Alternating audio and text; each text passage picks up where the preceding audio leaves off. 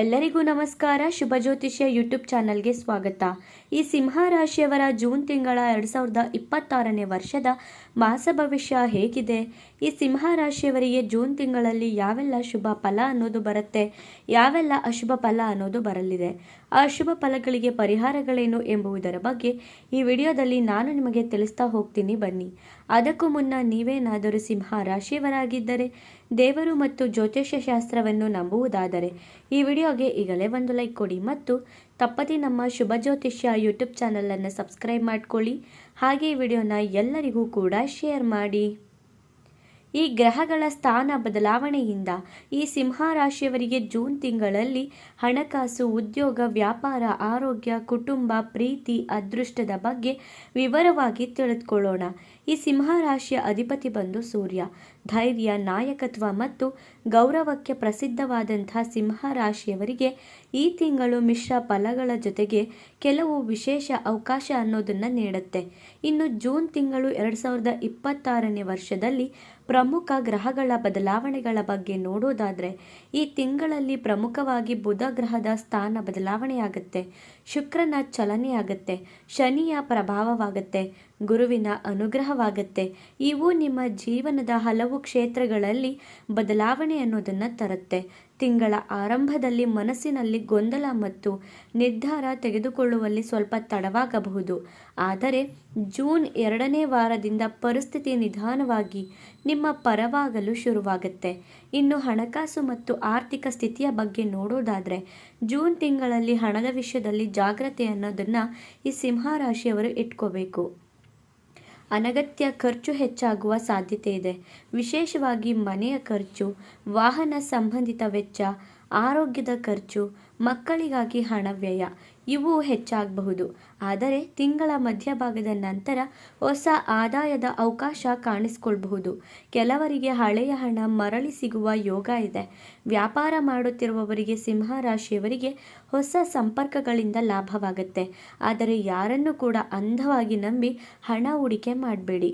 ಉದ್ಯೋಗ ಮತ್ತು ವ್ಯವಹಾರ, ಉದ್ಯೋಗ ಕ್ಷೇತ್ರದಲ್ಲಿ ಜೂನ್ ತಿಂಗಳು ಬಹಳನೇ ಮುಖ್ಯವಾಗಿರುತ್ತೆ. ನಿಮ್ಮ ಕ್ಷೇತ್ರವನ್ನು, ನಿಮ್ಮ ಕೆಲಸವನ್ನು ಹಿರಿಯರು ಗಮನಿಸುವ ಸಾಧ್ಯತೆ ಇದೆ.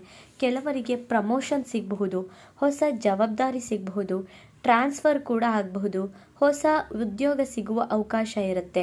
ಆದರೆ ಕಚೇರಿಯಲ್ಲಿ ಮಾತಿನ ಮೇಲೆ ಹಿಡಿತ ಇರಬೇಕು.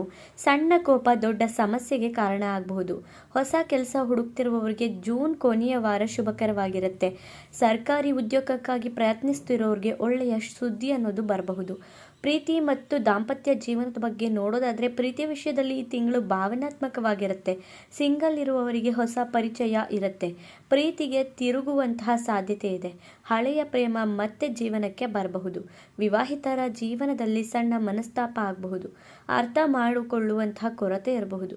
ಮಾತಿನಲ್ಲಿ ಜಗಳಗಳು ಬರಬಹುದು. ಆದರೆ ತಿಂಗಳ ಕೊನೆಯಲ್ಲಿ ಸಂಬಂಧಗಳು ಮತ್ತೆ ಸುಧಾರಿಸ್ತವೆ. ಪತ್ನಿ ಅಥವಾ ಪತಿಯ ಜೊತೆ ಹೆಚ್ಚು ಸಮಯ ಕಳೆಯುವುದು ಉತ್ತಮವಾಗಿರುತ್ತೆ. ಕುಟುಂಬ ಮತ್ತು ಸಂಬಂಧಗಳ ಬಗ್ಗೆ ನೋಡೋದಾದರೆ, ಕುಟುಂಬದಲ್ಲಿ ಕೆಲವೊಂದು ಒತ್ತಡ ಇದ್ದರೂ ಕೂಡ ನಿಮ್ಮ ಮಾತಿಗೆ ಗೌರವ ಸಿಗುತ್ತೆ. ಹಿರಿಯರ ಆರೋಗ್ಯದ ಕಡೆಗೆ ಗಮನ ಕೊಡಬೇಕಾಗತ್ತೆ. ಸಹೋದರರು ಅಥವಾ ಸಂಬಂಧಿಕರೊಂದಿಗೆ ಸಣ್ಣ ಭಿನ್ನಾಭಿಪ್ರಾಯ ಬರಬಹುದು. ಮನೆಯಲ್ಲೊಂದು ಶುಭ ಕಾರ್ಯದ ಚರ್ಚೆ ನಡೆಯುವ ಸಾಧ್ಯತೆ ಇದೆ. ಕೆಲವರಿಗೆ ಮನೆ ಬದಲಾವಣೆ ಅಥವಾ ವಾಹನ ಖರೀದಿ ಯೋಗವೂ ಕೂಡ ಇರುತ್ತೆ. ಆರೋಗ್ಯದ ಬಗ್ಗೆ ನೋಡೋದಾದರೆ, ಆರೋಗ್ಯದ ವಿಷಯದಲ್ಲಿ ನಿರ್ಲಕ್ಷ್ಯ ಮಾಡಬೇಡಿ. ವಿಶೇಷವಾಗಿ ತಲೆನೋವು, ನಿದ್ರಾಹೀನತೆ, ಹೊಟ್ಟೆ ಸಮಸ್ಯೆ, BP ಅಥವಾ ಸ್ಟ್ರೆಸ್ ಇವು ಕಾಡಬಹುದು. ಅತಿಯಾಗಿ ಯೋಚಿಸುವುದನ್ನು ಕಡಿಮೆ ಮಾಡ್ಕೊಬೇಕಾಗತ್ತೆ. ಬೆಳಗ್ಗೆ ಸೂರ್ಯ ನಮಸ್ಕಾರ ಮತ್ತು ಧ್ಯಾನ ಮಾಡಿದರೆ ಉತ್ತಮ ಫಲ ಅನ್ನೋದು ಸಿಗುತ್ತೆ. ಇನ್ನು ವಿದ್ಯಾರ್ಥಿಗಳಿಗೆ ಈ ತಿಂಗಳು ಕಾನ್ಸಂಟ್ರೇಷನ್ ಕಡಿಮೆ ಆಗುವ ಸಾಧ್ಯತೆ ಇದೆ. ಮೊಬೈಲ್ ಡಿಸ್ಟ್ರಾಕ್ಷನ್ಗಳಿಂದ ದೂರ ಇದ್ದರೆ ಉತ್ತಮ ಫಲ ಸಿಗುತ್ತೆ. ಕಾಂಪಿಟೇಟಿವ್ ಎಕ್ಸಾಮ್ ಬರೆಯುವವರಿಗೆ ತಿಂಗಳ ಕೊನೆಯ ವಾರ ಶುಭಕರವಾಗಿರುತ್ತೆ. ಅದೃಷ್ಟದ ದಿನಗಳು ಮತ್ತು ಶುಭ ಸೂಚನೆಗಳ ಬಗ್ಗೆ ನೋಡೋದಾದರೆ, ಶುಭ ದಿನಗಳು 3, 9, 15, 21, 27ನೇ ತಾರೀಕಾಗಿರುತ್ತೆ. ಇನ್ನು ಎಚ್ಚರಿಕೆಯಿಂದ ಇರಬೇಕಾಗಿರುವಂತಹ ದಿನಗಳು 7, 14, 24 ಆಗಿರುತ್ತೆ. ಶುಭ ಬಣ್ಣ ಚಿನ್ನದ ಬಣ್ಣ ಮತ್ತು ಕಿತ್ತಳೆ ಆಗಿರುತ್ತೆ.